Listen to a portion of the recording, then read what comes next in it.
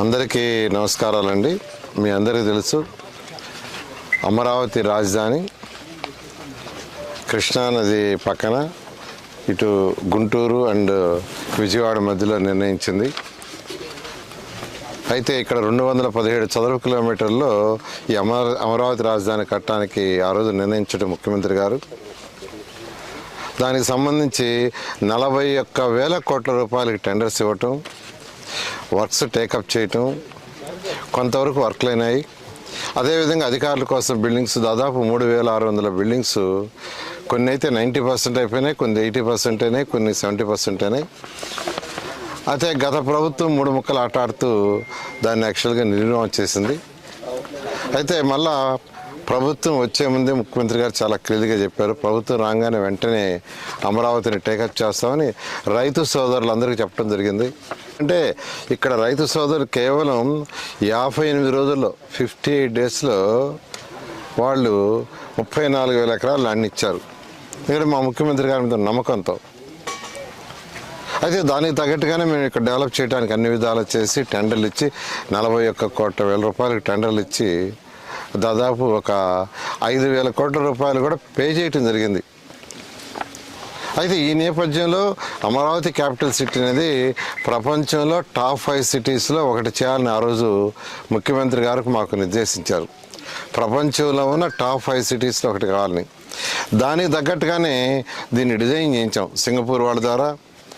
మళ్ళా Norman faster and partners London వాళ్ళ ద్వారా బిల్డింగ్స్ యొక్క డిజైన్లు చేయించి యాక్చువల్గా వాటిలన్నింటినీ స్టార్ట్ చేయడం జరిగింది. అయితే గత ప్రభుత్వం వాటిలన్నింటినీ పక్కన పెట్టడం జరిగింది. మళ్ళా రాగానే ఇప్పుడు యాక్చువల్గా ఇదంతా కంపలతో మొత్తం ఈ 34,000 ఎకరాలు ప్లస్ ప్రభుత్వ భూమి మీద అంతా కంపతో నిండిపోతే వెంటనే 36 కోట్ల రూపాయలతో కంపలు కొట్టే యొక్క ప్రోగ్రామ్ని ఈ నెల 8వ తేదీ స్టార్ట్ చేసాం. నిన్నటికి 50% పూర్తయింది. మరొక రోజుల్లో మిగతా వరకు కూడా పూర్తి అవుతుంది. 1 మంత్లో పూర్తి చేయాలని టార్గెట్ ఇచ్చాం. అన్నట్టుగానే ఆ ఏజెన్సీ పూర్తి చేస్తామని వాళ్ళు మార్నింగ్ కూడా చెప్పారు. అయితే ఎక్కడైనా క్యాపిటల్ సిటీ కట్టేటప్పుడు గ్రీనరీ ఇంపార్టెంట్. గ్రీనరీ మా ఏడీసీ చైర్మన్ ఈ యొక్క గ్రీనరీ మీద ఆమె కాస్త స్పెషలైజేషన్, ఆమెకు చాలా ఇంట్రెస్ట్. హైదరాబాద్లో కూడా చాలా డెవలప్ చేసింది. ముఖ్యమంత్రి గారు ప్రత్యేకంగా చెప్తే ఆమె ఇక్కడ 4 నర్సరీలు యాక్చువల్గా డెవలప్ చేసింది. నేను ఇవాళ యాక్చువల్గా ఒక నర్సరీని 2 నర్సరీలు వెంకటపాలెం సెంట్రల్ నర్సరీ ఒకటి విజిట్ చేశాను. దాదాపు 6 సంవత్సరాలు అయిపోయినాయి. చెట్లని పెద్ద పెద్ద మానలు అయిపోయినాయి, చాలా పెద్ద పెద్ద చెట్లు అయిపోయినాయి. అవన్నీ యాక్చువల్గా ప్లాంటేషన్ చేస్తుంటే ఈ రోజుకే సిటీ బ్యూటిఫుల్గా ఉండేది. అయితే గత ప్రభుత్వం అటు వదిలేసింది. అదేవిధంగా ఇక్కడ అమరావతి క్యాపిటల్ సిటీలో 4 పెద్ద పార్కులు, ఒకటి శాఖమూరు సెంట్రల్ పార్క్ అంటాం. అంటే ఈ మొత్తానికి సెంట్రల్గా ఒక పెద్ద పార్కు 300 ఎకరాల డిజైన్ చేసాం. దాంట్లోనే 50 ఎకరాలు ఒక రిజర్వాయర్ ఉంటుంది. దాంట్లో బోటింగ్ గీటింగ్ అన్నీ ఉండేట్టుగా చేసాం. సో అటువంటి శాఖమూరు సెంట్రల్ పార్క్ ఒకటి 300 ఎకరాల్లో డిజైన్ చేసాం. దాంట్లో డిఫరెంట్ యాక్టివిటీస్ ఉండేటట్టుగా టెండర్లు ఇచ్చి ఏజెన్సీస్ కూడా ఇచ్చాం. వాళ్ళు ఇలా యాక్చువల్గా వర్క్ని కొంత స్టార్ట్ చేశారు. అయితే గత 5 సంవత్సరాల్లో గత ప్రభుత్వం వదిలేయటం వల్ల అది డెవలప్మెంట్ లేకుండా పోయింది. అదేవిధంగా తీసుకుంటే అనంతపురం రీజనల్ పార్క్ అది 35 ఎకరాలు. అదేవిధంగా మల్కాపురం పార్క్ తీసుకుంటే 21 ఎకరాలు. ఇవి కాకుండా రిజర్వాయర్స్, ఒకటి Sakhamuru reservoir 50 acres water pond. అదేవిధంగా మనకు నీరుకొండది వచ్చి 500 ఎకరాలు. 500 ఎకరాల్లో దాన్ని వాటర్ లేక్, ఒక మంచి లేక్ చేసి బోటింగ్ గీటింగ్ అంతా చేసి చేయటం జరుగుతుంది. అట్లా కృష్ణాయపాలెం రిజర్వాయర్ ఒకటి. Greenery and blue both. అంటే ఉత్తర రోడ్లు వేయటం, బిల్డింగ్లు కట్టడమే కాదు, ఇక్కడ ఎన్విరాన్మెంట్ చక్కగా చల్లబడాలంటే గ్రీనరీగా చెట్లు ఉండాలి. అదేవిధంగా పిల్లలకి యాక్టివిటీ ఉండడానికి పార్కులు ఉండాలి. ఆ పైన చేసింది బఫరు, ఇటుపక్క అటుపక్క 20 నుంచి 30 మీటర్లు బఫర్ వస్తుంది. అక్కడ కూడా ట్రీ ప్లాంటేషన్స్, గార్డెనింగ్ డెవలప్ చేయటం జరుగుతుంది. అలా అమరావతి క్యాపిటల్ సిటీలో బిల్డింగ్స్ కట్టడం, రోడ్లు వేయటమే కాదు, మంచి ఎన్విరాన్మెంట్ ఉండాలా, క్లైమేట్ కూడా దాని యొక్క వాతావరణం కూడా యాక్చువల్గా సరిగా ఉండాలి, హాట్నెస్ తగ్గాలి, ఆక్సిజన్ బాగా పెరగాలి.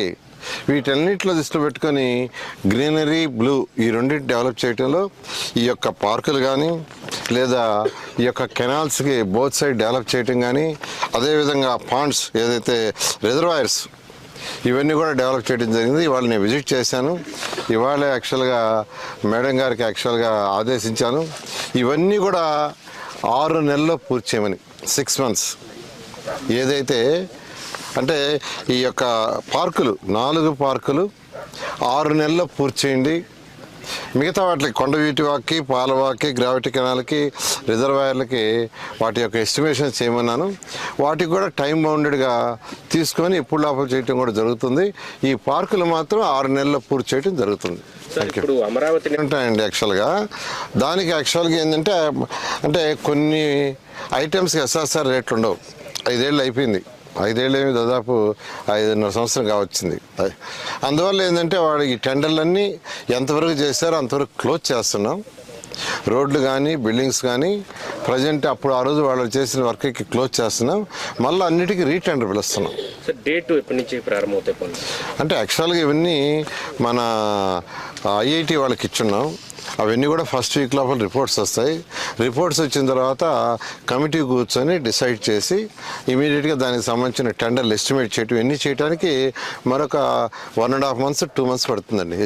ఫస్ట్ కమిటీలు కూర్చోవాలా, కమిటీలు డిసైడ్ చేయాలా, దాన్ని అథారిటీలో పెట్టాలా, అథారిటీ అయిన తర్వాత క్యాబినెట్లో పెట్టాలా, ఈ అప్రూవ్ తీసుకున్న తర్వాత ముందుకు పోవటానికి మొత్తానికి. అందుకనే డిసెంబర్ అన్నాం. ఇప్పుడు మనం వచ్చి ఆగస్టులో ఉన్నాం, 24 ఆగస్ట్ అయిపోయింది అనుకుంటే September, October, November and December నెలలో ఎప్పటి నుంచి అయినా వర్క్ స్టార్ట్ చేసేది జరుగుతుంది.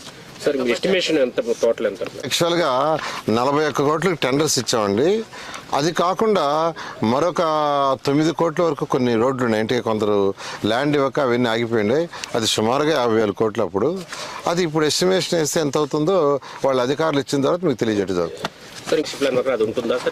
యాక్చువల్గా ఇక్కడ అంబేద్కర్ స్టాచ్యూ పెట్టాలని అంతా చేసి టెండర్లు ఇచ్చి వాళ్ళు కొద్ది వర్క్ కూడా స్టార్ట్ చేశారనుకుంటానండి. దాన్ని యాక్చువల్గా మళ్ళా క్యాబినెట్లో పెట్టి డిస్కస్ చేసి ముఖ్యమంత్రి గారి యొక్క డైరెక్షన్ ప్రకారం ముందుకు పోవడం జరుగుతుంది. ఓకే.